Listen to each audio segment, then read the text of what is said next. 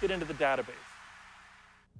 I'm really excited about like section 6 onward, but section 4 and 5, we're going to get through them. They matter.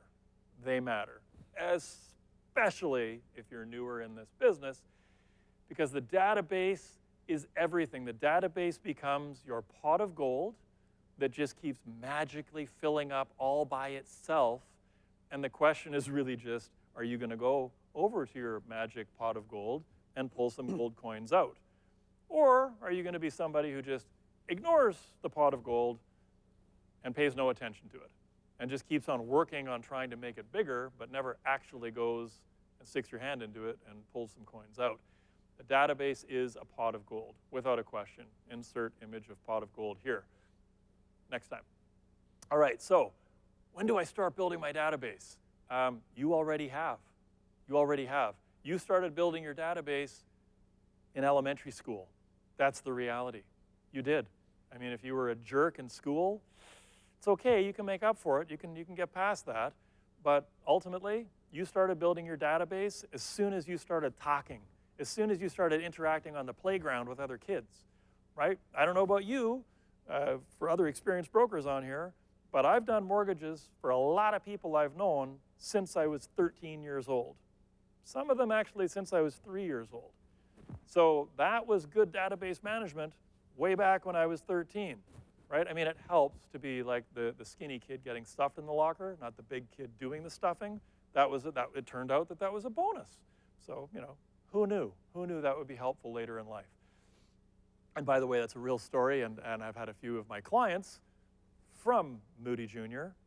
bring that story up, and it's like, yeah, thanks. Take me through that again. I need to relive that moment in time. Anyway, I actually, you know what? Just very quickly, I will share with you. I actually wound up working for the individual who stuffed me in the locker. He became one of my clients, and he was like, "They told me to call you. You know, like the guys. They told me to call you, but I don't think you like me." And I'm like, dude, we're all growing up now. It's cool. Like, talk to me about your situation. I want to help you. And of course, I was like, oh, no. It was great. It was actually really cool to be able to help the guy out and be all grown up, right? I mean, who knew? Who knew I had it in me to be all grown up? So what is your database? Your database is a couple different things. There's some key pieces of this puzzle that matter. Saving contact cards for every single person who ever phones you, emails, texts you, etc. Excel. I love Excel, and Excel is going to keep coming up all day long because, well, you'll start to figure out why as we go. There's a reason Excel is still around and is still used so much. There's a young lady called Miss Excel. Miss Excel teaches Excel lessons on TikTok. She grossed $2 million last year. $2 million teaching people how to use Excel. So don't tell me Excel is dead. I'm actually wondering why I haven't maybe tried to be Mr. Excel on TikTok, except I have no dancing moves, so that's my first problem. But Excel sheets matter. MailChimp, Constant Contact, WordPress, Velocity, another CRM system, whatever it is. Your blog posts, e-blasts, all of this goes towards building your database and where you're building your database. And it's good to have that database stored in a couple different spots. So if you've got all your clients saved as Outlook contact cards, great. If you've got all your clients' email addresses in a MailChimp email list, great. If you've got all your pre-approvals and past clients and referral partners saved in the CRM piece of Velocity, great. There's nothing wrong with having it in multiple places. If you've got them all listed out on an Excel spreadsheet, I have every one of your names, email addresses, and phone numbers on an Excel spreadsheet. It's the easiest way to just keep track of, am I going to break even on this thing? Which we slipped into that 24 hours ago. Woohoo! So Excel matters, but so do all these other pieces. They really do.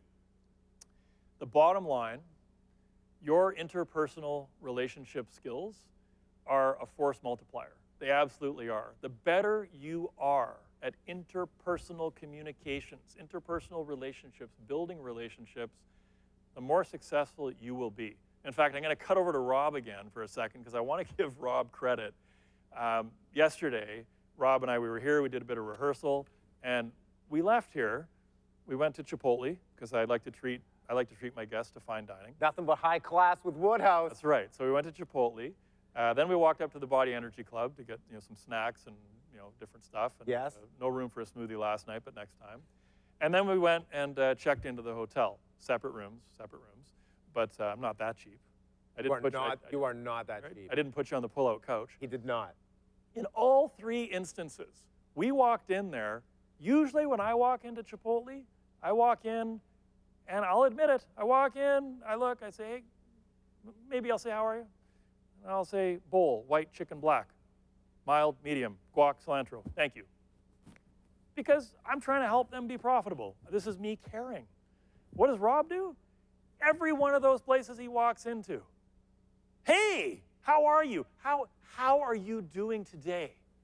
Like with this genuine caring for how this person is doing. It's true. It's true. You are a robot, and I respect that about you.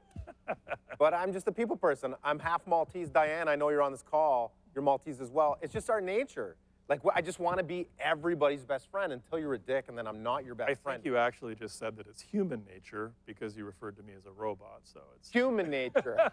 But it's true. Everywhere I go, I just love people. So it doesn't matter if they're scooping guacamole on the bowl, or they're checking us into the 5-star hotel, or giving Dustin his patchouli oil and yoga mat at the health store. I don't know. I like everybody. There's a couple of protein bars, all right? Okay. All right. That was my breakfast. But as I say, master of interpersonal relationship building skills. No question. No question. Thank you for saying that. It stuck with me. It was impressive. It was very impressive. A force multiplier for sure, without a doubt. All right, so the key to success is being persistent. So I'm going to keep trying to be more caring and to ask people with more enthusiasm, how are you today? How are you doing? So that they look at me like I'm crazy, the way they kind of looked at him. I actually stood behind Rob and was like, it's okay. He's with me. He's special. He's on a day pass. I've got him. I've got him. You're safe. Don't worry. But I'm going to be persistent and consistently better, right? There's being persistent. There's being consistent. But you also want to be persistent and consistently better at whatever it is you're doing, right? And how to be better? A 2008 study placed a whole bunch of people, some alone, some in groups, at the bottom of a hill, and they asked them to look up this hill and determine how steep this hill was. The hill was 26 degrees. That is steep. That is a steep hill. Now, guess how steep it looked to who? If you were standing alone at the bottom of that hill looked really steep. If you were standing at the bottom of that hill with a group of people, even with just one enthusiastic buddy, the hill actually looked significantly less steep. That's the reality of that's how our brains work. It's like they say, if you want to go far, go alone. Or no, how do they say it? See, I don't even know because I just go alone all the time. You want to go fast, go alone. You want to go far, go with someone. And it's true that the challenge is ahead of you, and Rob just touched on it, right? He said, get an accountability buddy. The challenges ahead of you are more easily tamed when you're not alone. You're sitting there in your mom's basement all alone with a new license to be a mortgage agent, and you're stuck. That's going to be tough. You need people, right? That's a big part of why you're here today. You're able to interact with other people. You're able to take a screenshot and see other names of other people, and there's opportunity to connect. We'll build some of that opportunity in later in the day as well. The pyramids were built out of one person's vision, but it took a whole lot of people to make that happen. I mean, one person saw it, but it took a lot of encouragement just to get that thing in motion, right? And it's a little bit what building a mortgage business feels like. It feels like it's kind of an impossible task. And a lot of us have actually had friends and family laugh out loud, not like politely, like laugh out loud, like, you're going to be a finance guy? Pfft, you? Like, wow, thanks for the support. Like, you're off my Christmas card list, if I sent Christmas cards, which I don't. But the good news here for the introverts is there's options around building this database as well. Do you have to do it in person? Do you have to do it by Zoom? Or can you do it by telephone? And I know, I keep repeating telephone, and I know it makes me sound old, which I'm not old. I'm not going to admit that ever again. It just is what works. But strengthen your strengths. Go with your strengths. What works for you? What are you good at? Okay, if you're great at in-person, then show up at every possible in-person event, but you're not going to get mortgage applications at in-person events. You're just not. You're going to have to follow that up with a phone call. It's the only way it's actually going to happen. And if you're great by Zoom, you can host Zoom webinars, first-time homebuyer seminars, investor seminars, put those out on Facebook, draw people in. But again, it's still going to boil down to one-on-one interaction. It just absolutely is, and building out that relationship. Marketing is defined as what others are saying about you. So what are others saying about you? And I follow that up with cultivate your constituency, right? Focus on the people who appreciate you, right? Forget about the haters, forget about the one that rejected you, move on to the other 99 that love you, because that's typically the ratio in real life. Like, yeah, one person doesn't like you, usually because you're both so much alike. That's usually the main problem. Focus on the 99 that do like you, right?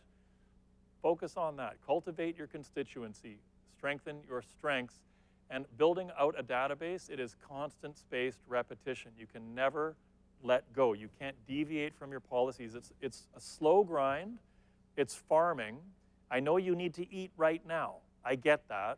But you've got to work on building out that database step by step. Each person you meet, each business card you receive, each email that comes into your inbox, you've got to be trying to add these people into your database, which we're going to talk about what actions you're going to take, e-blasts, posts, that's coming up.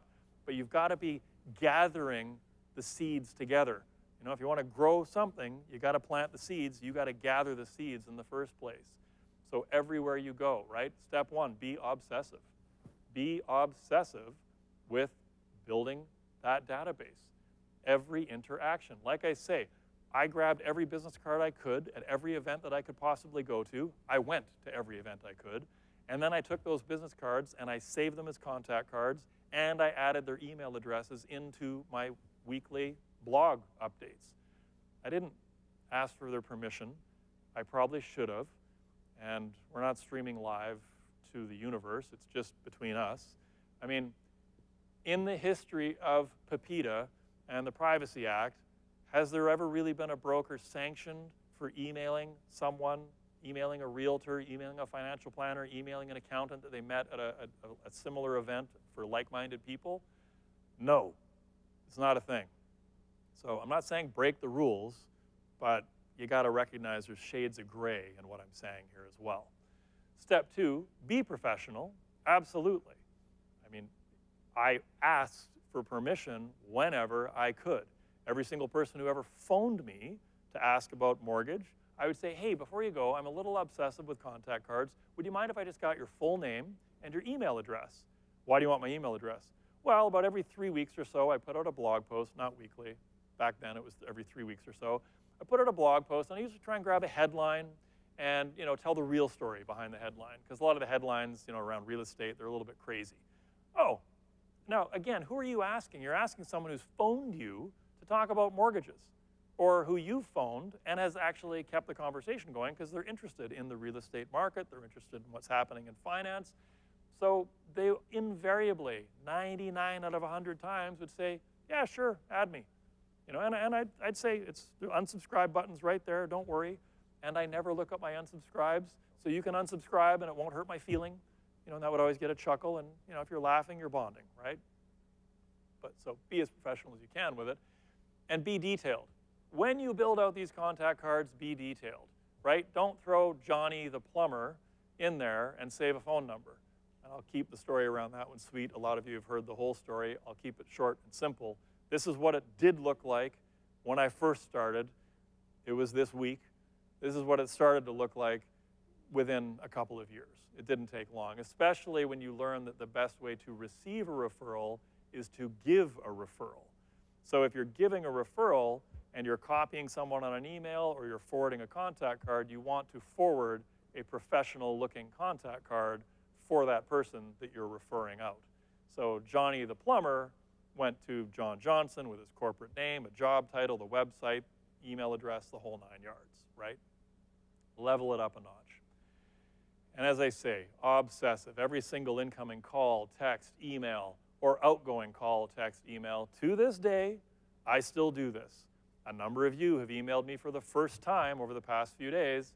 I have obsessively saved a contact card in my database for every one of you. The idea being that if one of you phones me, I chatted with a number of you on the phone yesterday while I was driving down to the rehearsal, because it was just a little safer than typing a reply. So if I saw an email come in from you, I'd hit dial and I'd call you. And then last night, what did I do? I updated all those contact cards. So if I go into my phone yesterday and I look at yesterday's calls, there's no digits. If I talked to you yesterday, Peter, Andrew, Elaine, Elena, if I talked to you yesterday, your name is now in my phone in past calls. It's not digits. Be obsessive with this. Be obsessive with this, including the calls you make.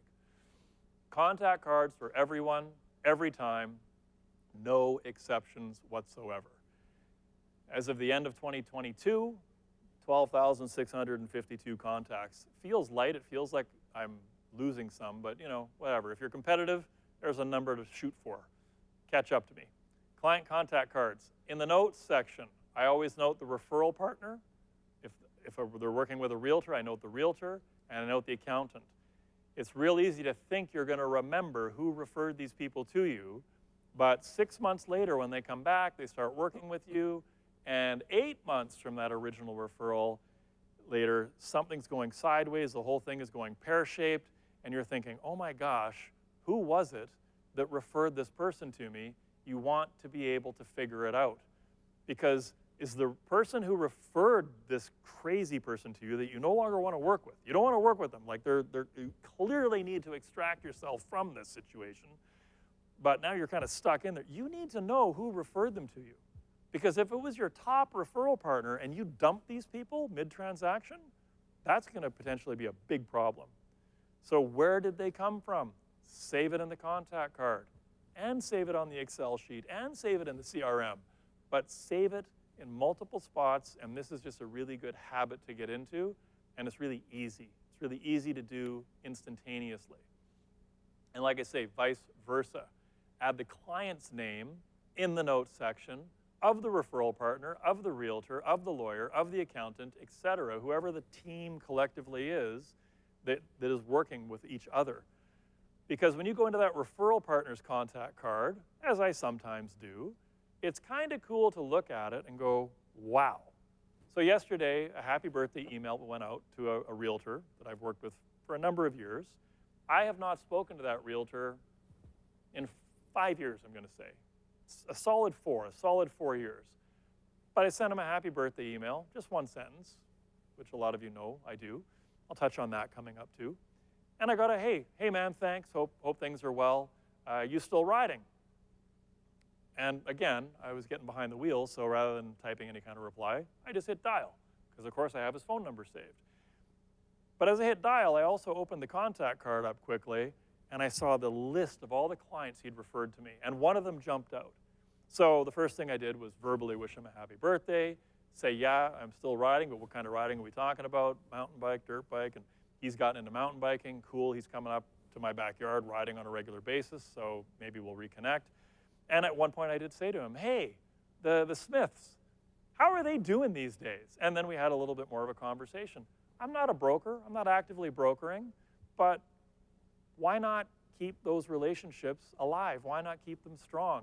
And as I say, 4 years since I've spoken to the guy, I was able to hit dial, call him right away, and I could see all the referrals he sent me over the past 10 years, just like that. That is pure gold. It is very, very helpful moving forward to be able to do that. And look, they slow your day down slightly, but they pay huge, huge dividends. And as I say, 12,500 contact cards later, I can confirm it. I mean, I just had a random story from yesterday to share with you based around this. It has been a phenomenal, foundational habit. If you're brand new, if you're just starting out, this is critical. This is critical. And again, constant spaced repetition. It just becomes a habit, and you don't let go of it. You don't let go of it. Now, around the database, another piece I want to touch on very quickly, try and have one web domain, right? And I would say these days, you really want to try and make it your name as much as you possibly can, and you want to own the common misspellings of your name.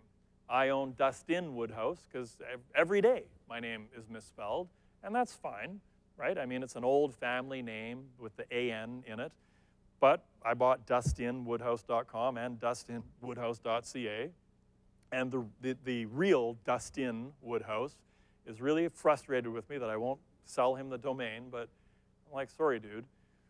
And I think the reality is that is real estate you want to own. And I purchased the domain names for our kids 15 years ago. I mean, they owe me a lot of money for hosting at this point. But you know, one day I'm hoping that they become some kind of huge breakout superstar, and then I can sell their domain name to them for like $1 million. That's what's going to happen. One of my kids is in the back. That's what's going to happen, kid. That's how it's going to play out. He's smiling at me. What a dad. Well, I care. I care. Yeah, with a price tag of $1 million. Own your own name. And by the way, go big, don't go small. I do have some domains hosted with a tiny little domain registry company that no longer exists, and they seem to have moved them to some other company that, like, actually getting a live person on a phone and figuring things out with just isn't happening. And I don't think they've got a current credit card, and oh my gosh, is my email just gonna stop working? I'm gonna start sweating if I start thinking about that right now. So all of my other domain names over the past 10, 11 years on GoDaddy.com. Pick a great big company that isn't going anywhere anytime soon, and that's who you wanna have your domains parked with. It just makes sense. And hosting and building a website, we're not set up live so that I can log in and share a screen and do a little build with you. But if you want to have some fun, take a moment, and this is a bit of a teaser for the AI piece tomorrow. Make a note of this one, save it in a web browser. You can build a website in 30 seconds. 30 seconds. Testimonials, the whole 9 yards. It's absolutely unbelievable. It's a fun little piece. You don't have to put an email address in, credit card, nothing. You can just go in and test drive it. Durable.co. There's no M missing there. It's durable.co.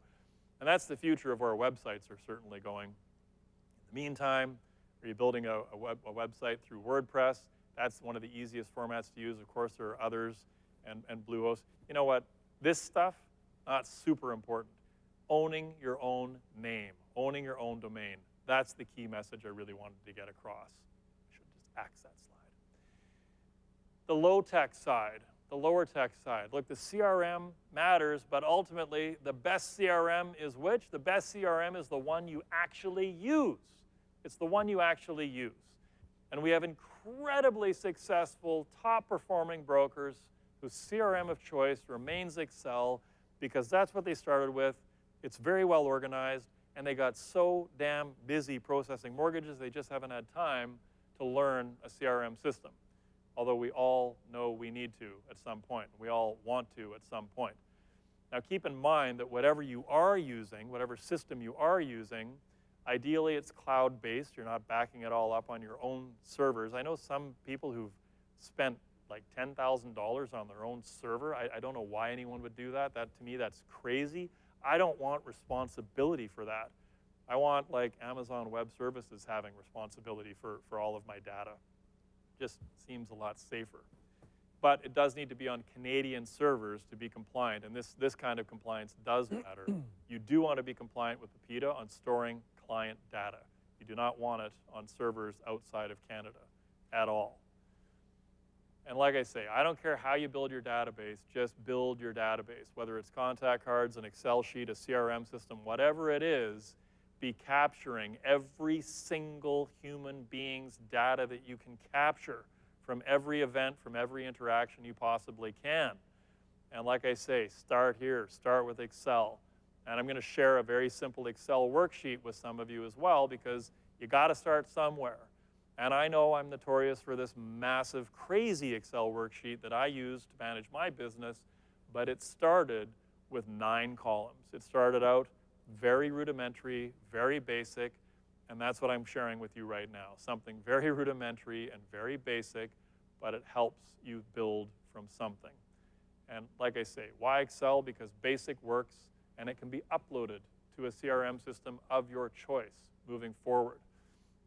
So your assignment is to add 10, 20, 100 complete contacts to that basic Excel sheet.